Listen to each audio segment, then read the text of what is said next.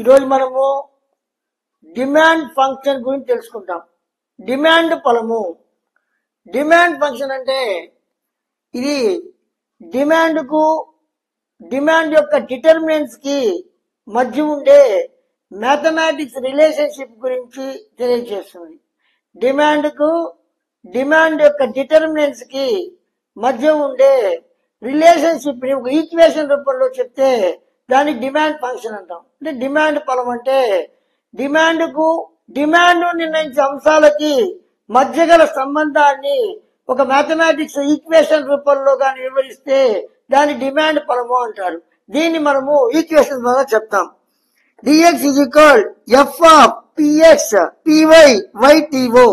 dx is equal f of px py yto. ఇక్కడ dx అంటే demand for x, f అంటే functional relationship, px అంటే price of x, py అంటే pr అంటే prices of related goods, y అంటే income of the consumer, t అంటే taste and preferences of the consumer, o అంటే other factors. కాబట్టి ఇదేమో demand for X, ఇదేమో డిటర్మినెంట్స్ ఆఫ్ డిమాండ్. దీన్ని డిటర్మినెంట్స్ ఆఫ్ డిమాండ్ అంటారు, దీన్ని డిమాండ్ అంటారు. దీనికి మధ్య ఉండే రిలేషన్షిప్ గురించి తెలిపేదే డిమాండ్ ఫంక్షన్. అంటే ఎక్స్ యొక్క కమోడిటీ ప్రైస్ లో, ఇన్కమ్ లో, యొక్క కన్జ్యూమర్ ఇన్కమ్ లో, కన్జ్యూమర్ యొక్క టేస్ట్ అండ్ ప్రిఫరెన్సెస్ లో, నెక్స్ట్ అదర్ ఫ్యాక్టర్స్ లో చేంజెస్ వస్తే డిమాండ్ లో కూడా చేంజెస్ వస్తాయి.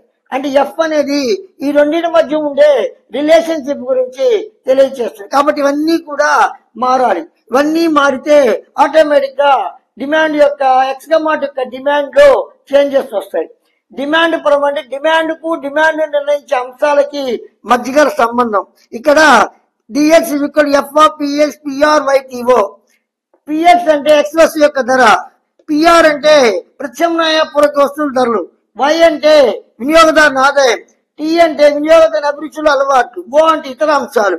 కానీ ఈ అంశాల్లో కానీ మార్పులు వస్తే డిమాండ్ లో కూడా మార్పులు వస్తాయి. ఇక డిమాండ్ అనే అంశాలకి మధ్య గల సంబంధాన్ని తెలియజేసేదే డిమాండ్ పరంగా మనం చెప్తాం.